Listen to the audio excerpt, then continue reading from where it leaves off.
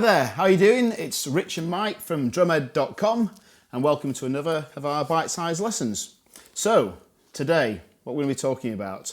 We're talking about, in 16ths, basically replacing what we're doing on our hands with our feet in various areas in 16ths. It might not make that much sense when I describe it that way, but I know my very good friend here, Rich, is going to describe it in a way that's going to make complete sense and it's going to sound great. And you will love it. So, like and subscribe. Here we go. All right, so here's what we're going to do. Yeah, it's not as confusing as Mike just made it out to be. Okay, we're going to take 16th notes. So we're going to play one count of 16th notes. One E-ander. And what we're going to do is we're going to replace the first note of those four with a foot. Okay. One E and A. Okay, so you're not replacing the sticking, you're going right afterwards. Yes. Yeah, okay. There's a tiny little rule here which I would say 98% of the time works. This is obviously the exception sometimes. If you've put a foot in, come back to a right. That's a catchy, the reason being, catchy one. The reason being that if you end up on your left, you're potentially going to end up this way around. Yeah. Okay. So if you put a break in these 16th notes, which you'll see when we get to the end of the lesson, come back on the right, and then you're still leading right-handed round a right-handed kit. Yeah. Otherwise, there's the potential to get really, really tied up that you might end up on the wrong hands doing. Oh, where do I go now? Yeah. So just remember that little rule there, guys. If you've put a foot in, come back with a right. That'll help you to get your head around it a bit more.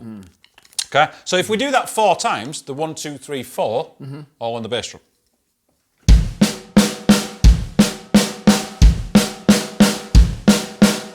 Yeah. Yeah. We can then simply move the E-ander part around the drums.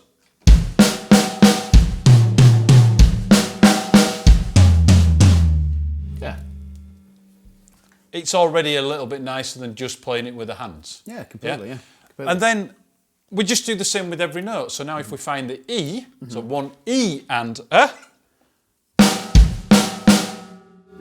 Yeah, so again, right, kick, right, left. We've come back with the right. Yeah. And we do that for the entire bar.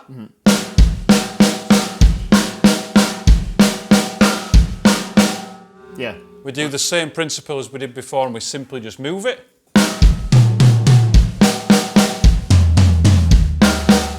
Yeah. Now we've got something which doesn't even resemble just playing 16th notes. I love fills that have got the feet involved. Yeah. It's something, as a young drummer, for years I probably used to play fills and it's like, if it's a fill, it's your hands. Yeah.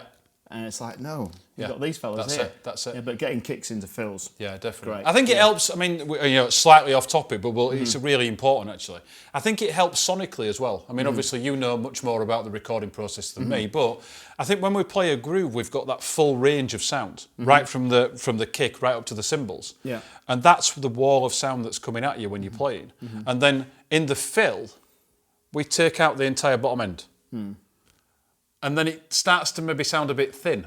If you've got, all the instruments in the groove and you leave them all in the fill, you've still got the same kind of sound of wall of sound coming at you. Yeah, and it can help to drive the fill as well. Yeah, because you've got those kicks in there. But yeah, definitely, I think it's a great thing to get used to doing as soon as possible. Yeah, because you can do so many things. Yeah, like the fake double kick stuff that we're going to talk about, all sorts of stuff like that. Yeah. But yes, it's great. Yeah. That's it. So move it on a note, so we'll go down and find the and, so the third note.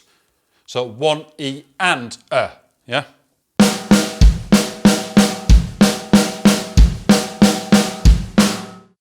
Again, let's move it.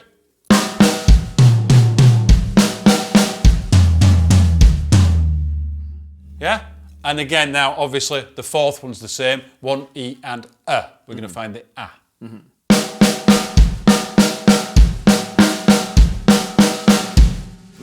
Move that.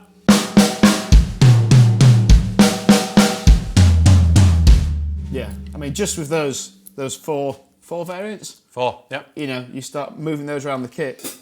I mean, yeah, there's thousands of fills in there. Yeah. Massive. Yeah. So if you get your head around those and work them almost in isolation, just as a separate exercise, get familiar with them, and then try each one with a bit of groove with it, nice and steady.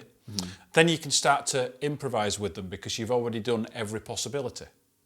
Yeah, within the 16th notes. If we've found the one, the E, the and the A, that's kind of every possibility that we can find at this moment in time. Absolutely. In its basic form. So then we can start to improvise a little bit with that, and we can start to mix and match them together. Well, as we said before, and we'll say again, improvisation is a lot easier if that sort of pattern that you work on is ingrained and your muscle memory's kicked in, and you're kind of you're feeling it rather than just thinking about that all the time. That's it. Yeah. And then we let it flow around the drums and we see what it's like. So I'll play it by myself first, and then we'll try it with some bass so you can see how it fits together. Yeah, go for it. Yeah.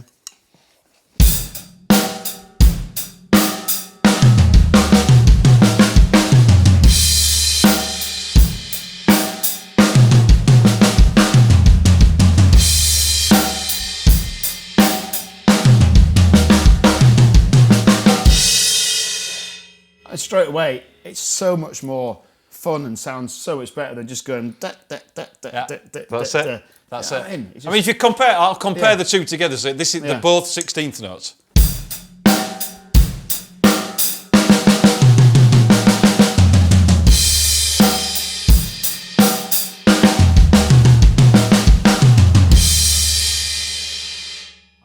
It's a different world, isn't it? Having said that, the one straight with the hands is probably the one you're going to use more in the real world a lot. You're probably Keep right. it simple. Yeah. But no, that's it's great fun. Yeah, it's great. So let's put it with a bit of bass, and then you can see exactly how it fits together. Let's do it.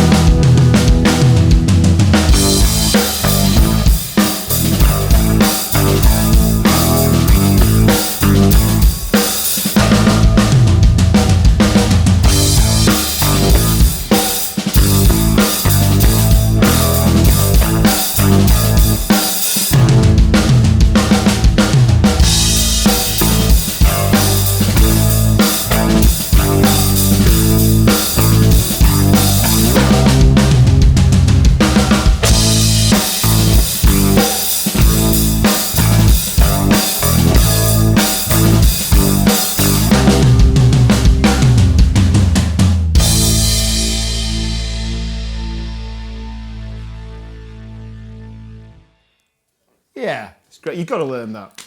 Great fun. Take it steady though. Oh yeah, you've always got to take it slow, understand the pattern first, so then you can start to put it into your playing and things. If you don't understand the pattern and you rush ahead too many steps, it's a little bit like trying to run before you can walk. You've got to take it steady. You'll actually get there in the end much quicker if you take gradual little steps, and then you'll get to your end result. So there you go, guys. Replacing 16th note hands with feet in a fill. If you're enjoying these lessons, just remember to like and subscribe for us. Take your time with it as always. Have fun, enjoy, and we'll see you on the next lesson. See you later.